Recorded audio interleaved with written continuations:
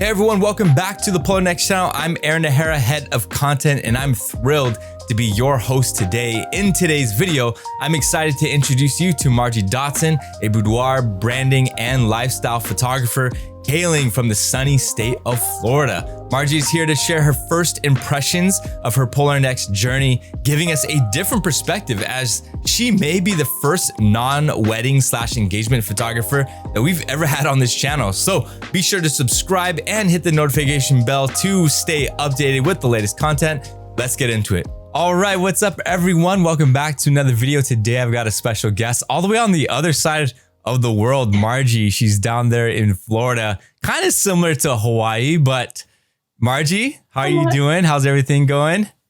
I am so great. Thank you for having me on the show. Absolutely. We would love to know a little bit more about you. Why don't you introduce yourself? Okay. My name is Margie Dotson, and I am a photographer in Orlando, Florida. I typically do mostly a boudoir, but I've added in some branding and portraiture as well, just to give myself a little bit of variety, because we know all artists need variety. And yeah, that's typically what I do. Nice. Love it. And so we got connected. We met first at the conference, right? Imaging USA out there in Kentucky. And what were your first impressions like of our booth and everything? Were you just like, what is going on over here? So first of all, they had you guys like in the back, which was not fair.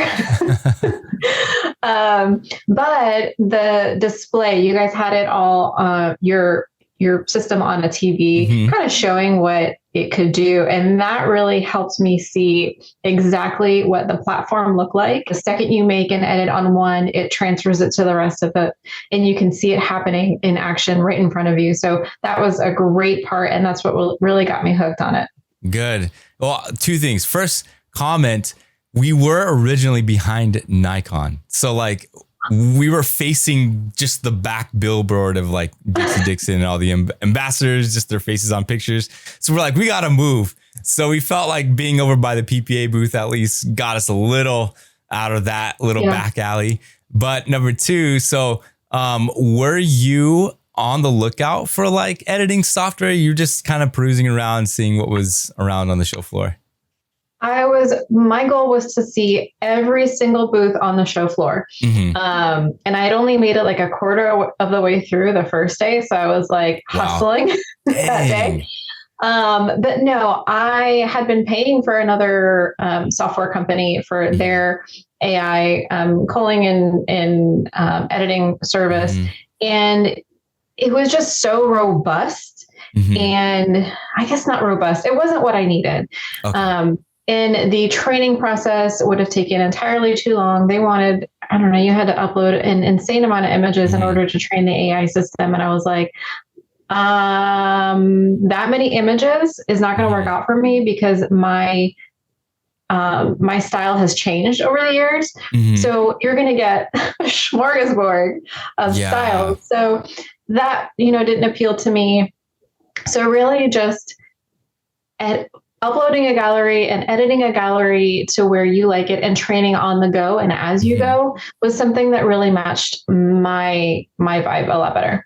Yeah, that's good. I kind of think I know who you're talking about. I mean, there's only a select few, but I've had experience, training my profile with one company and then another, and the immediate like I would say like shock factor almost of like, whoa, this is really bad, or like, like hats off to them, like AI developing. I can't even imagine the work put into that, but still like it's hard to do. And it took me with one company about like 4 to 6 months to finally get to a place where like my style was looking good. But I can see like if you don't do weddings, you don't have thousands of images that are similar styles. Like you're doing boudoir. So like that's a lot less images that you deliver to a client. I can imagine. Exactly. And I didn't want to spend 3 to 4 months on it.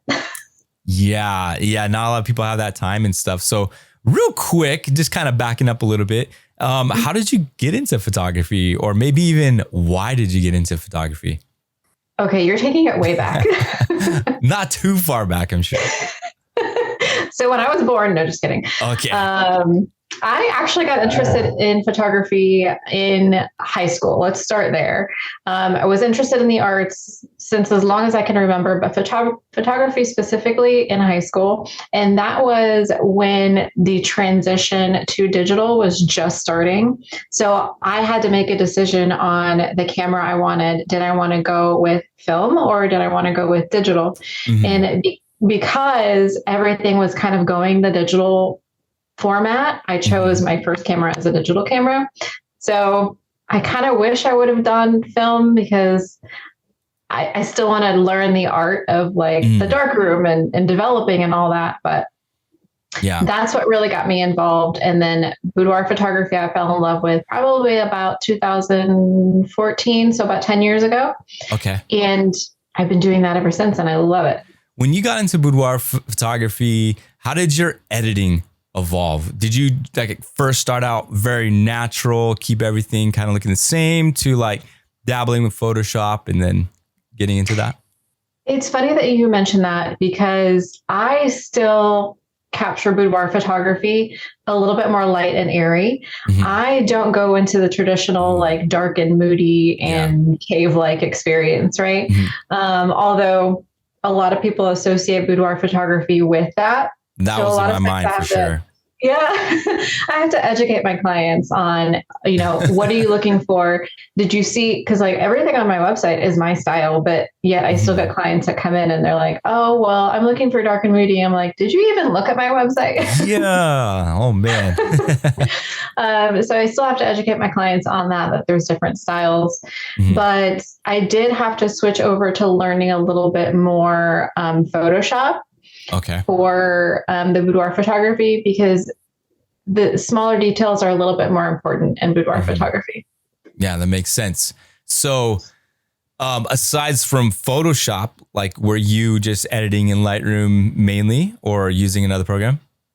I was editing in Lightroom mainly. Mm-hmm. And then I call in a different program. Okay. And then I edit in Lightroom, and then I would take it to Photoshop for just this, the skin smoothing and maybe some distraction removal. Yeah. Things like that. Yeah, totally. This is really interesting too. I think you're probably the first photographer that I get to interview and talk with that doesn't mainly do like engagements or weddings.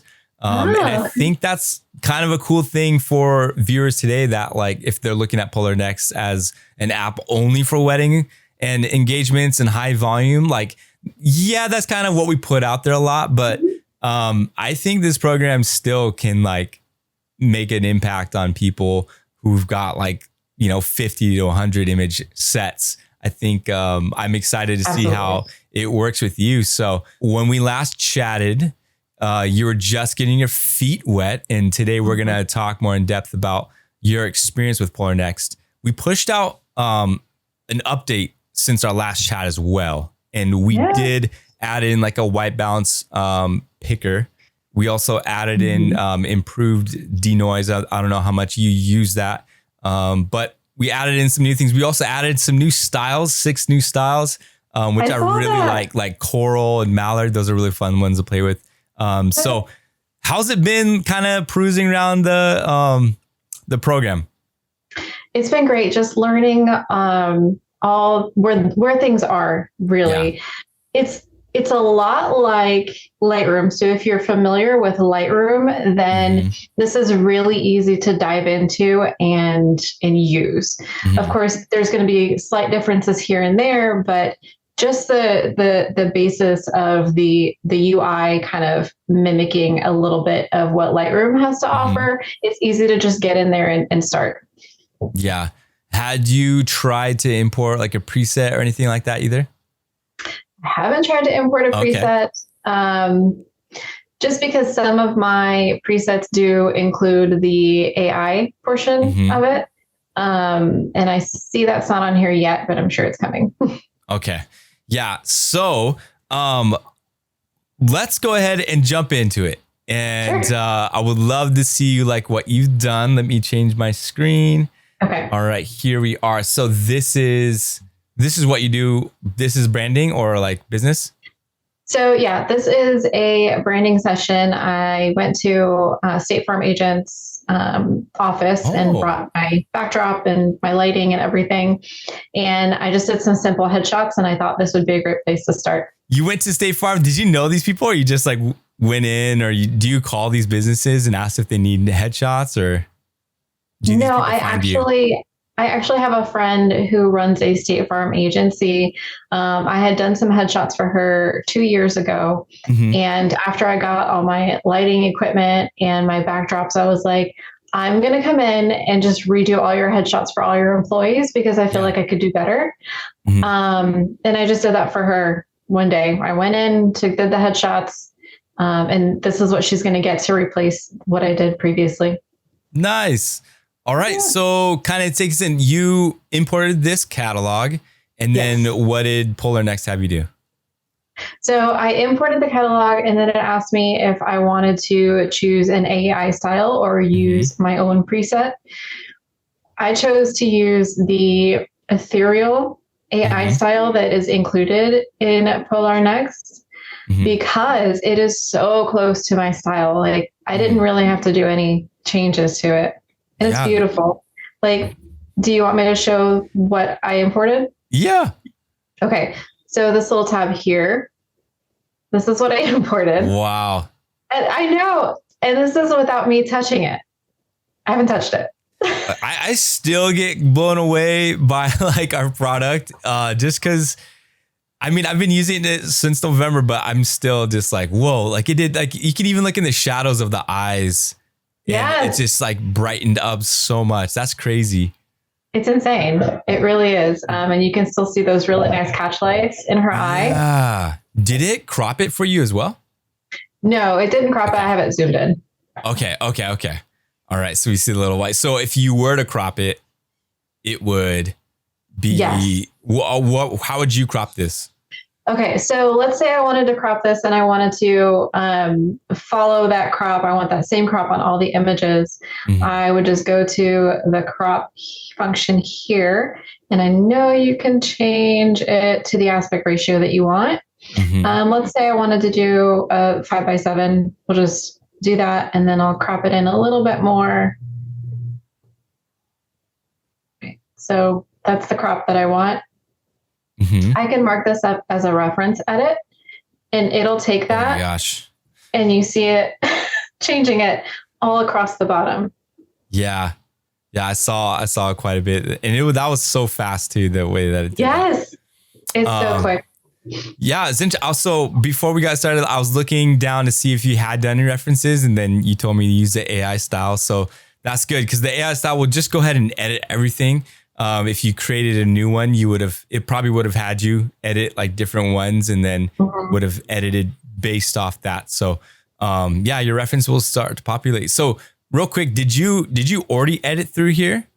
No, I haven't done anything. Not at all. So you're just, okay, cool. All right. So like keep going through the album. Let's see what other tweaks and things that you would do here. Okay, so another option, if let's say you don't want to mark it as a reference edit, another option is to come down here and copy the edits. And you can copy anything that you want. So let's say I just want to copy the crop. So I just click none, check none. Click on crop, copy. And then I can go through and highlight, let's say these 1, 2, 6.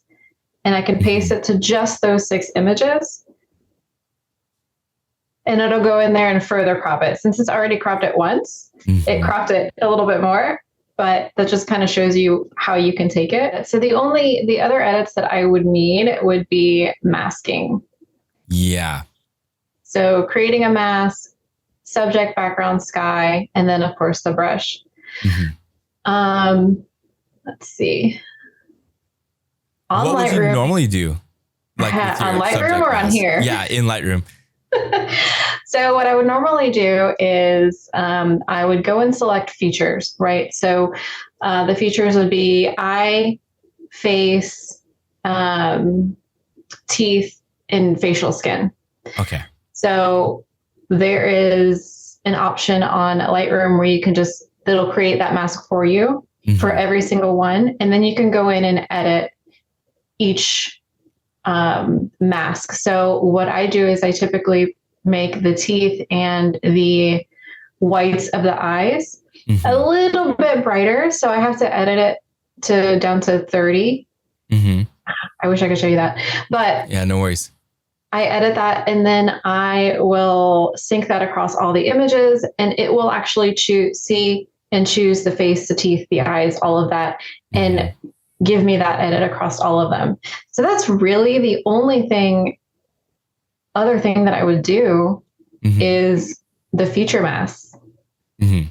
And then after that, once that's done, I might do a little bit, if I'm showing the client the images before I do their final edits, I might do a little bit of skin enhancement. So on Lightroom, they also have a portrait enhancement. Okay. And I run it through, and then that's it. I don't touch it until I show the client. The portrait enhancement, is that a mask or is like something like a preset or something? It isn't. It's an AI mask. Okay. So it will pick the skin, so facial skin, body skin, and just do a little bit of skin smoothing on those parts. Nice. Well, I mean, that's really good. That's good feedback, because we love to hear features that photographers, miss about Lightroom or things that they use. So, we're constantly looking at things that we can add into Polarr Next. And from our first call, there's so many awesome, feature requests and things that you had brought to attention. One of them was that bug we had, right? Where you were trying to show your client and you were looking through the color filter and it kept bringing you all the way to the top. So we fixed that. My typical workflow would be to color correct, show them to my client. And then from there, I will fully edit the ones that they select. So I'm not editing everything like a wedding photographer would do. I will only final edit the ones that they select. So because some of the Lightroom features are missing, the features that I use are missing for my workflow, I would have to I would have to download them in JPEG and then do some of the AI correcting. But I would much prefer to edit the raw file versus the JPEG. Yeah, so very true. That is the only caveat. Okay, that's good to know. And then I also noted that you are doing D750s, so you didn't have any problems with your raw files in Polarr Next? No, absolutely not. That's awesome. There was another sales call, but I did a meeting with a photographer and her whole company. They do like family portraits, like they have like different locations. Then they all send it to like one location to edit, and they use like D810s or something like that, and they were having some issues. So like I was just surprised to see like, these are .NEFs and they seem to be working fine. Yeah. And that's very interesting. I wonder why. Okay. I didn't have any problems at all. Awesome. So let's see. So you got this one young lady here. So her little set. Let's go to the lady in the red jacket. She seems like the manager. All right. So with her, also let's see. I applied the AI style by the AI. So here you can see the history. So this was the original that got brought in, and this is the adjustments. So the crop and all of that. So the only thing with her is that her face is a little bit too bright. So I can easily come over here and either adjust the exposure, or I can adjust the whites and the highlights. Let's adjust the highlights on her. All right, so that brings it down to a level that I am comfortable with. And let's take a look at the crop. So here on the crop button, another way to tell if there's a crop on it is a little dot on the top right-hand side of that crop button. It just shows you that there is a crop on it. So if I don't like it, I can reset it. Yeah. I'm gonna reset it there. And it like barely like moved. I know. I'm just going to adjust her crop and hit that button again. Perfect.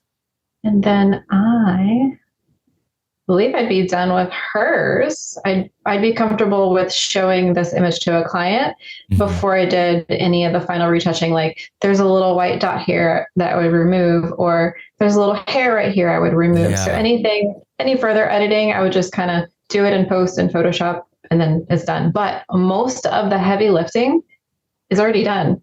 Mm-hmm. Wow. I love it. I'm just admiring like your settings, like everything. It's so good. And this like backdrop sheet, you just got it hung up at their office? So this is actually the Westcott X Drop Pro. Okay. I don't know if you've heard of that, but it's a system that's just like bars that go up this way, down this way. And the backdrop is there. So it's their proprietary system. And it comes with little grommets at the top that attach in certain spots of the X-Drop system. So I literally like just attach these pulls in, extend them with the backdrop on, and it's done. Wow. Yeah. And it takes little space. Thank you. I was just noticing that a little bit on the right side, there's that little like crease at the edge that you'd probably take care of in the Photoshop. 1,000%. And then my shutter speed apparently was not appropriate. So there's this black line down here. I see that. Okay. As well. Yeah. Okay. So one thing is in the gears panel on the bottom left, there's an option when you go into the menu for forward only processing. That is to safeguard all of your images that you've worked on previously. Just because like sometimes like, so if you click that and you go and you close that out, if you were to, so you adjusted the highlights and the shadows, which you didn't on the previous girl. But correct. I mean, AI is not going to 100% have your back. Sometimes it kind of goes off. So if you mark this as a reference, there would have been a possibility of you re-editing, but not in this case. You do have all the previous ones locked. That's what that lock icon means. And that came up because you selected them all, pasted the crop. You pasted the crop that you selected. So that locked everything. But prior to that, you had marked as a reference. It updated not all of them, but some of those of the young lady in the pink. And so if you were to mark this, it could have gone back and maybe adjusted some of the ones. Yes. But yeah, just for your reference too in the future, that forward only processing. Sometimes it's really nice to do in case like your lighting's really the same across everything and you want it to affect, or like if you're affecting the colors, like in the greens or blues, and you need it to go back and adjust those things. But I always keep that one checked moving forward only, just so that it doesn't like redo some of the stuff. But no, that is super important to know. Yeah, the history panel is super easy to go back, because when you hit that reference, it's always going to be marked as apply AI style. So it's kind of easy to figure out, okay, this one re-edited over, so I could just click back and exactly. But no, thank you for mentioning that, because I've had that happen in the past where I edit one and marked it as reference and it edits the ones that I've already finished. Like, no, I don't want to do that. Yeah. Are you, sorry, moving forward, how many other people did you shoot in this session? So probably 3 more. Okay. Nice. Oh, those are good. So let's take a look at hers. Do you edit or shoot tethered when you're like on location like this? I haven't yet. I have the tether cord, and I actually downloaded an app on my iPad that allows me to transfer the images wirelessly. Oh, wow. As I shoot. And I just tested it probably about 2 weeks ago. I haven't tried it on a shoot yet because I'm scared. But yeah. But I haven't tried that yet. I swear it worked before I came here. You had a really, really cool feature request that I loved the last time we chatted, and it was the possibility of like shooting tethered and then the image going into a project and then being edited in this style that for instance, this ethereal, you can go up to the top right corner, you can click that drop down and you can actually rename this to whatever you want. So you can like rename it to like State Farm business shoots and use it for all your State Farm, looks or whatever. And that'll get saved locally for you. So it'd be so cool, like if you can create a new project and say, I'm shooting tethered. What style do you want to use? State Farm, whatever. And then you start shooting and it's just bam, bam, bam, bam, bam. And then you can go through, mark them, and then it's like so effortless. So I really love that feature request. Really cool. Oh man, I was waiting for you to end that with, and we brought it to you. Oh man. Yeah. Really, honestly, I think that's definitely something we still have it ongoing because we just released like our 1.0 beta. So CNET wrote an article about us, and then Petapixel also put an article about us. So we're kind of getting the word out slowly, but I know just like with the HSL color picker, it's almost here. And then we're going to work on some stability stuff, and then moving forward, start tackling all those other features and things like that. Because we really want to, I guess that's the hard thing about creating a software like this, because so many photographers have different needs and requests. So like focusing on like what the majority needs and wants for now is kind of like the safer bet. And once we nail down these things very well, no bugs, hitches or whatever, then we can like start chasing those other like nuanced feature requests, so. Absolutely. And I'm honestly super excited to see where this gets further developed. Because just with the system the way it is now, it's great. Do you have any other catalogs or anything you want to run through this? Let's see. I can actually upload one. So here is the create a new AI style, use a style from a previous project, or use the pre-trained AI style. I love the one that's pre-trained, but if I click the style from a previous project, I don't think I renamed any. Well, it's okay, because watch, when you hit continue, it'll show you what you edited it with. Perfect. Yeah. So that is my style from a previous project. So the ethereal. I don't know how you say it. I don't know. Ethereal. I think it's ethereal. Ethereal sounds better.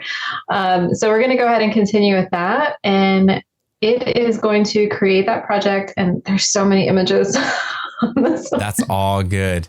But it's really cool because then you get to see the process and it just color correct. And this one needs some major color correcting because her studio was a little yellowish. Okay. So this is going to really show how to use the software. Yeah. So you don't have to wait for it to finish. You can just jump right in and just start changing it to how you want it. Was this the result you thought? No. Okay. So that's fine. It needs a little bit of help, which is totally fine. So I'm going to grab this white balance dropper. And I know like this machine right here was white. This was white. So it's a little much, but we can adjust that. So I am just going to go and adjust that white balance until I get it to the color. I'm always amazed at people who edit in Lightroom and they do it by values like that. It's like you're a whole different high class of editor, versus us peasants that use the slider. Like you just got all your numerical values like all dialed in. I just hit the arrow button until I like how it looks. Nice. So this is pretty close. I'm actually going to mark this as a reference because I wanted to go ahead and start making those adjustments across all of them. There you go. The highlights on this one really need to be adjusted as well. I'm looking at, so when I edit, I look at the skin. I don't really look at the surroundings because I want my skin tones to look perfect. Yeah. And then everything around it is just kind of the behind the scenes or the second. How much do you edit your skin tones to like what was in camera? Do you ever like go back and forth and look and try and like match up? All right. If I said I didn't touch them that much, I would be completely lying. I sometimes will get stuck, and I know a lot of photographers or people who edit their own photos will as well. Yeah. Sometimes I will get stuck on most minute little color nuance, right? And I will go back and forth and like adjust this, adjust that. But what I've noticed is when I go and adjust too many different values, it loses the initial color reference, right? So in camera. So I try not to adjust it too much. What I might do on here, because I like the color of the wall and I think everything else is pretty true to color. What I might do is just do a mask on her skin. Yeah. And just bring up her skin tone a little bit more. She is very fair, and fair skins are, for me, a little bit difficult. Yeah. I love tan skin. It's my favorite. That's why you live in Florida. No. I know. Wow. So let's see what that does. Let's select the subject. That's the first time I've ever heard anyone say that, by the way. Like, I think my entire life. I love tan skin. I love editing tan skin. It's easier for me. Nice. So here is where the mask has selected the subject. I would further edit this to maybe just have it select her skin. Yeah. I would love for that feature to be there, but since it's not yet, I can just subtract from that subject. Yeah, there you go. With the brush. Boom. There you go. And you do have auto mask on, which I'm very curious to see if it will bleed into the skin or if it will stay on the lines. Nope. Look. Oh, that's not bad. No, it's done. It's doing a pretty good job. Oh. So now it's not taking it off her shoulder. Yeah. Because of that. And you can always, you could turn that toggle off on the auto mask on the right. Where is that? On the right side by density size, down. Oh. Right there. There you go. That's where I've been going wrong. There you go. I appreciate you. Yeah. All right. We always have to remind we're in private beta, folks. Yes. There you go. All right. So what I'm going to do now is just adjust a little bit for her skin tone. So I'm a little bit limited because we don't have the HSL on the mask yet, but I can definitely do saturation. That's good. I mean, it's good that you're showing us because, again, like our team, we want to see what photographers use, what, features make sense and stuff. So hearing from our dev this morning that we could easily add HSL to our masks in the future, that's awesome. So exciting. Everyone thank Margie. Yes. So I would really just increase the sat on her for now. There's a couple other tweaks that I could make, but I'll probably make that post. Yeah. Because if I bring up the temperature on her, it just looks yellow. Yeah. And I'm looking at her, like her watch band. Yeah. Like seeing her black on that watch band, being adjusted and tweaked. Exactly. So this is as far as I'm willing to take her skin comfortably here. And then I'll adjust it and post. But let's go back and look at the before and after. Like, that's a huge difference. And how long did we spend on this photo? Yeah. Very true. So we marked it as a reference edit, and it should edit the rest of the photos. Question, if I mark it, yep, it did. I was going to say, if I mark it as a reference edit, will the mask, and it did. No, it didn't. Yeah, no. If it was very, very similar, it might have. But I think because you had a lot of brushing and stuff in it, then it... But I have had it where like I'm doing an engagement session and like say I'm having them walking and I do like a subject mask, then that one is kind of easy for the AI to replicate because it just needs to use the AI, find the subject, and then bam, I'm not really erasing stuff. Which is how I use the skin masking on Lightroom.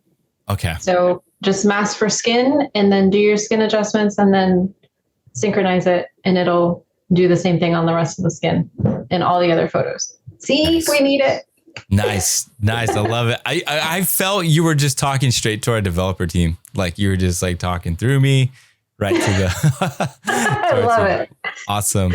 Yeah. And what was interesting when you updated the references, I noticed that it left the details alone. So is that a hand or a turkey on the table or something?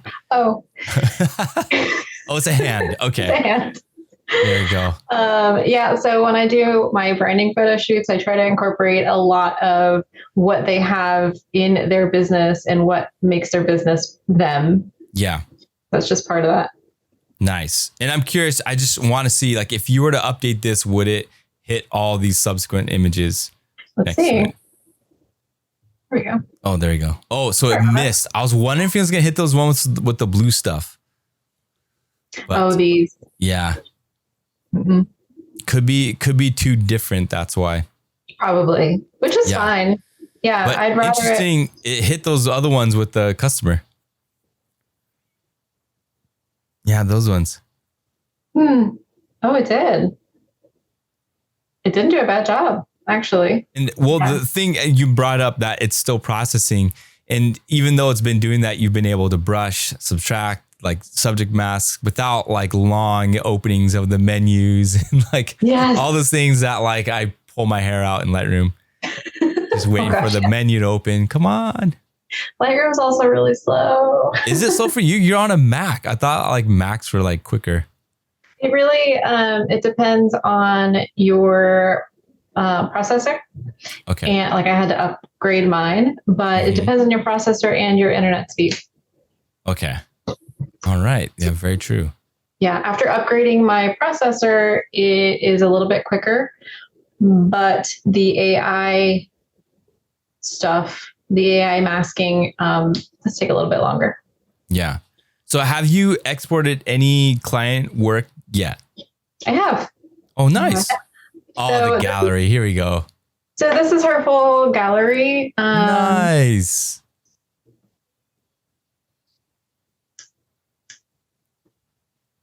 So yeah, this is all edited with. Wow, good job. Those look great. Polarr Next. And this is your studio. This is my studio. Yeah. Sweet. And I left some kind of pink undertones for her because that is her branding style. Mm-hmm. Wow. Yeah, it's crazy. Job. And then even with the different clothing choices, it was able to really get the tones and the color correcting that I needed for her. Yeah. I'm going to show you this little AI that I did. So, this is extended? So you like... Yes. So the left side, I was wondering if that was like, is that a tent? Is that like a drop down like window tent thing or? Yeah, it's nice AI. Though. It works. Yeah. Nice. So for clients, they don't really know the difference, right? And their customers don't know the difference. We do. Like, I feel like we could spot it out because we've worked with AI fill now long enough. But I had a backdrop, my white backdrop there, my paper backdrop in that spot. And I was like, I just need you to put something there. And it did. What did your client think? So when I do that AI part in Photoshop and just select that area and generate. I don't even give it a instruction. Prompt. Yeah. Yeah. And no prompt or anything. Just do what you think it needs. And your client loved the result? She did. That's good. Yeah. And even so we did some in store. Yes. So she is a personal stylist. So we were able to do the in-store, and the color differences between my studio and the store were a nightmare. But Polarr Next really made it easy. Wow. So like all of this was in one project folder. Yes. And it just edited everything. Wow. Yeah. Yep. Yeah, these look really good.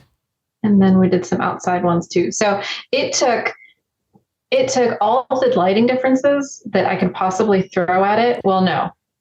Wedding photographers have the additional struggle of like neon colors. So the strobe lights and things like that they have at these events that I didn't have to deal with, but I'm sure that this software will be able to really help out with that nightmare.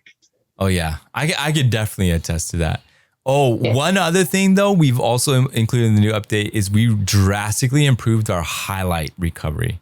So I don't know if you had to deal with that at all, but like for me in Hawaii, like when I first started using Polarr Next, it was like borderline unusable because I use a lot of natural light, and there were some images where the highlights were just like, you can recover them in Lightroom, but it was like really bad where you couldn't.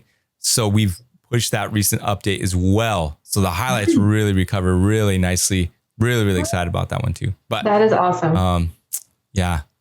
Anyways, that was really good. Thank you so much for that. I will switch us over back to our other screen here. So in your summary, in your own words, with your experience, just what are some like key things you feel like Polarr Next kind of like hits on? Like if you were to explain this to a photographer, like what are just like 3 things that like that you'd be excited to share like with someone else? Like you should check this out because. So the biggest thing for me is being able to train it as you go versus having to upload like 30,000 images. And really being able to see those changes go into effect immediately.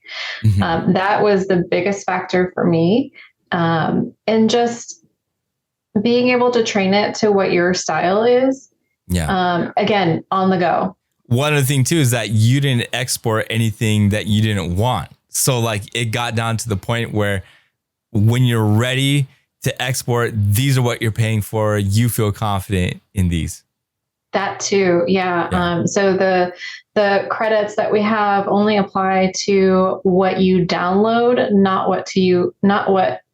to what you edit or upload. What I love to tell people, try it out and see if it works for you so that, you're confident what you're getting, you're confident what you're paying for. And then we're not going to waste your time because you don't have to download programs. You don't have to do any of that. You just go to our website, launch app, and there you go. If there's anything else you would like to share or comments on, please. No, I really think that you guys are different than any other AI editing software out there because they're all kind of mimicking that first one that came out. So they're all trying to do the same thing that one did. You guys are taking it to the next level. So thank you. No problem. Like, AKA like taking on Lightroom.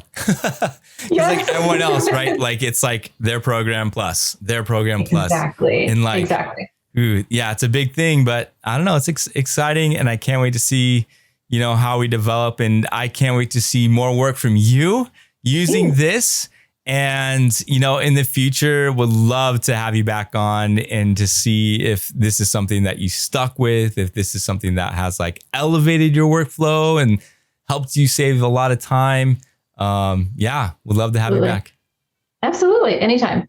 Awesome. Well, for those who watched this conversation, I've got Margie's information down below. If you want to check out her website, give her a follow on Instagram, show her some love. Be like, yo, I checked out your interview on YouTube and it's so great seeing you.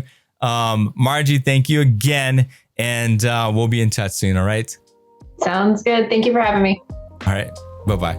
Well, that wraps up today's conversation with Margie Dotson. Huge thank you to her for joining me, giving us her first impressions with Polarr Next. Her insights, her feature suggestions, the bugs she found have been really invaluable to us, and we're excited to see how much Polarr Next is going to impact her workflow. And if you are interested in checking out Polarr Next for yourself, head to our website, next.polarr.com, and you can claim 2,000 free export credits to see if Polarr Next is good with your workflow. Thank you so much for watching. Make sure you subscribe to this channel, hit that notification bell so you can stay updated with all things Polarr Next. Drop down in the comments and let us know how you like the video, and I will see you all on the next one.